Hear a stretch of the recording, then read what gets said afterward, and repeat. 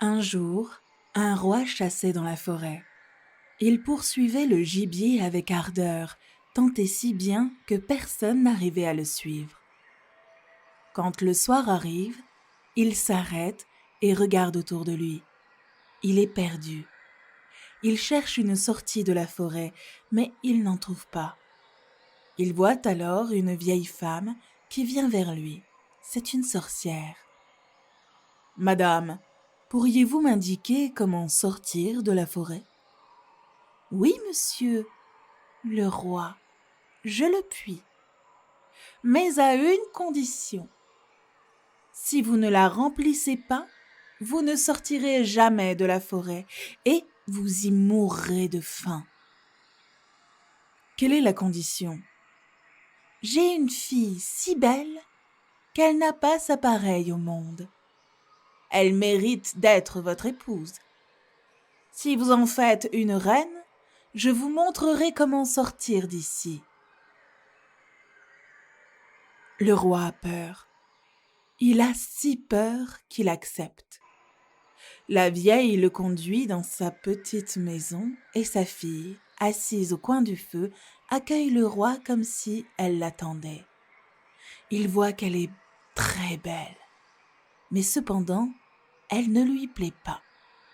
En la regardant, il est envahi d'une épouvante secrète.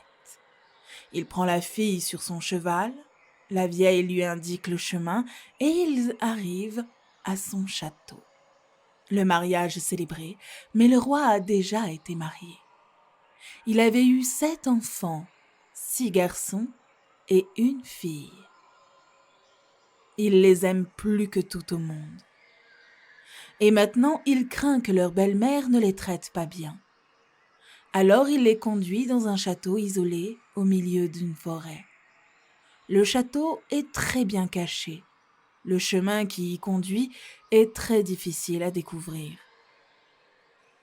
Lui-même ne l'a trouvé que parce qu'une femme sage lui a offert une pelote de fil aux propriétés merveilleuses. Lorsqu'il lance la pelote, elle se déroule d'elle-même et lui montre le chemin. Le roi va très souvent auprès de ses chers enfants, si souvent que la reine finit par remarquer ses absences. Donc, elle veut savoir ce qu'il va faire si souvent tout seul dans la forêt. Elle donne beaucoup d'argent à ses serviteurs et il révèle le secret. Il lui parle aussi de la pelote qui sait indiquer le chemin. Elle cherche et cherche jusqu'à ce qu'elle découvre où se trouve la pelote. Or, sa mère lui a appris l'art de la sorcellerie. Alors elle confectionne des petites chemises de soie blanche et leur jette un sort. Un jour que le roi est parti à la chasse, elle va dans la forêt avec les petites chemises et la pelote lui montre le chemin. Les enfants voient quelqu'un arriver de loin. Ils croient que c'est leur cher père qui vient vers eux et ils courent tout joyeux à sa rencontre. Elle jette sur chacun d'eux l'une des petites chemises. Dès que les chemises touchent leur corps, ils se transforment en cygnes et s'envolent. La reine, toute contente, rentre chez elle. Elle est persuadée qu'elle est débarrassée de ses beaux enfants. Mais la fille n'avait pas couru vers elle avec ses 6 frères, donc la reine ignore son existence. Le lendemain, le roi vient rendre visite à ses enfants. Il ne trouve que la fille. « Où sont tes frères ?»« Ah, cher père, ils sont partis et m'ont laissée toute seule. » Elle lui raconte ce qu'elle a vu de sa fenêtre et comment ses frères transformés en cygnes sont partis en volant au-dessus de la forêt. Et elle lui montre les plumes qu'ils ont laissées tomber et qu'elle a ramassées. Le roi s'attriste, mais il n'imagine pas que la reine puisse avoir commis ce méfait. Comme il craint qu'on ne lui vole aussi sa fille, il veut l'emmener avec lui. Mais elle a peur de la belle-mère et elle prie le roi de la laisser passer une nuit encore dans le château. Mais la pauvre fille se dit mon séjour ici est terminé. Je veux m'en aller chercher mes frères. » Et quand la nuit tombe, elle s'enfuit dans la forêt. Elle marche toute la nuit et encore le jour suivant, encore et encore, jusqu'à ce que la fatigue l'empêche de continuer. Elle voit alors une cabane de chasseurs. Elle entre et y trouve 6 petits lits. Elle n'ose pas ici coucher car elle se glisse sous l'un d'eux et s'allonge sur le sol dur pour y passer la nuit. Le soleil est sur le point de se coucher quand elle entend un bruit. 6 cygnes entrent par la fenêtre. Ils se posent sur le sol et se mettent à souffler les uns sur les autres.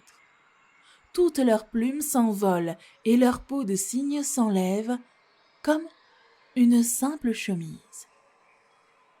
La fille les regarde, elle reconnaît ses frères, elle se réjouit et sort de dessous le lit.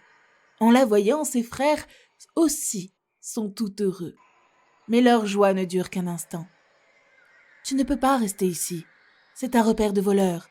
S'ils te trouvent, ils te tueront. »« Ne pouvez-vous donc pas me protéger ? » ?»« Non, car ce n'est que durant un quart d'heure que nous pouvons quitter notre peau de cygne chaque soir. Pendant ce temps, nous avons notre forme humaine, mais ensuite, nous sommes à nouveau des cygnes. La petite sœur pleure. « Ne pouvez-vous donc pas être sauvée ? » ?»« Hélas, non. Les conditions en sont trop difficiles. Il faudrait que pendant 6 ans, tu ne parles pas et ne ris pas, et que pendant ce temps, tu nous couses 6 petites chemises faites de fleurs d'étoiles. Si durant tout ce temps, un seul mot sort de ta bouche, tout ton travail aura été inutile. » Les frères ayant dit cela, ils redeviennent cygnes et s'envolent par la fenêtre.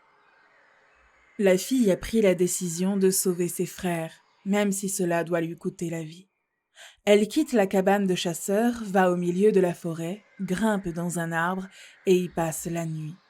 Le lendemain matin, elle sort, cueille des fleurs d'étoiles, remonte dans l'arbre et se met à coudre. Elle n'a personne à qui parler et elle n'a pas envie de rire. Elle reste assise, là, et ne lève pas les yeux de son ouvrage. Il en est ainsi depuis longtemps déjà, lorsqu'un jour, le roi du pays vient chasser dans la forêt. Ses chasseurs arrivent au pied de l'arbre où elle se tient. Il l'appelle. « Qui es-tu » Elle ne peut pas répondre. « Descends, nous ne te ferons pas de mal. » Elle secoue la tête. Comme il continue à la presser de questions pour les satisfaire, elle leur lance son collier en or. Mais il n'arrête pas.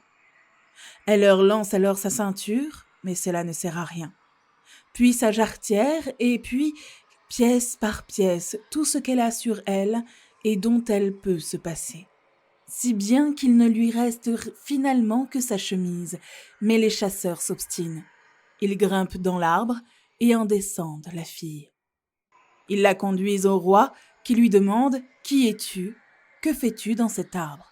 Mais elle ne répond pas. Il a beau lui poser la question, dans toutes les langues qu'il connaît, elle reste muette comme une carpe. Mais elle est si belle que son cœur en est ému. Il ressent pour elle un grand amour. Il l'enveloppe de son manteau, la prend à cheval devant lui et l'emmène dans son château. Il la fait habiller de vêtements somptueux et elle est belle comme le jour. Mais il est impossible de lui faire prononcer le moindre mot. À table, il la place à ses côtés. Son humilité et sa réserve lui plaisent tant qu'il dit « C'est avec elle que je veux me marier. Elle et nul autre au monde. » Quelques jours plus tard, il l'épouse. Mais le roi a une méchante mère. Ce mariage ne lui plaît pas et elle dit du mal de la jeune reine. Qui sait d'où vient cette fille ? Elle ne sait même pas parler. Elle n'est pas digne. 1 an plus tard, la reine met son premier enfant au monde. Pendant qu'elle dort, la vieille lui barbouille la bouche de sang et lui enlève l'enfant. Puis, elle se rend auprès du roi et accuse la reine d'être une ogresse. Le roi refuse d'y croire et ne souffre pas qu'on lui fasse de mal. Elle, toutefois, coud constamment ses chemises et ne prête attention à rien d'autre. La fois suivante, quand elle donne de nouveau naissance à un beau garçon, la méchante belle-mère répète la même perfidie, mais le roi n'arrive pas à la croire. Il dit elle est trop pieuse et trop bonne pour faire une chose pareille.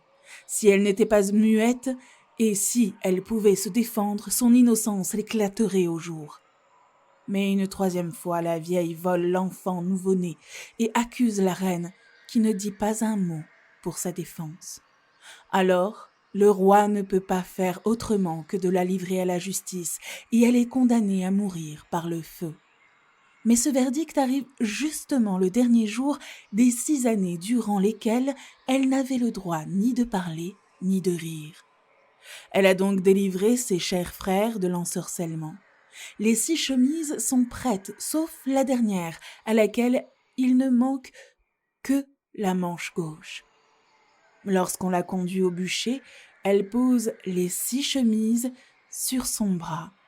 Et, une fois en haut du bûcher, au moment où le feu va être allumé, elle regarde autour d'elle. À ce moment même, 6 cygnes volent à tire-d'aile vers elle. Sa délivrance est proche, son cœur bondit de joie. Dans un bruissement, les cygnes descendent vers elle et s'inclinent pour qu'elle puisse leur passer leur chemise. Dès qu'ils en sont touchés, leur peau de cygne tombe et ses frères se tiennent devant elle en chair et en os, en pleine santé. Il ne manque au plus jeune que le bras gauche. À la place, il y a une aile de cygne dans le dos. Ils s'enlacent et s'embrassent. La reine va vers le roi qui est tout bouleversé. Elle lui dit « Cher époux, maintenant j'ai le droit de parler et de te révéler que je suis innocente. J'ai été faussement accusée. » Elle lui raconte la tromperie de la vieille qui lui a volé ses 3 enfants et les a cachés. Pour la plus grande joie du roi, les enfants lui sont ramenés. Comme punition, la méchante belle-mère est attachée au bûcher et réduite en cendres. Pendant de nombreuses années, le roi, la reine et ses 6 frères vécurent dans le bonheur et la paix.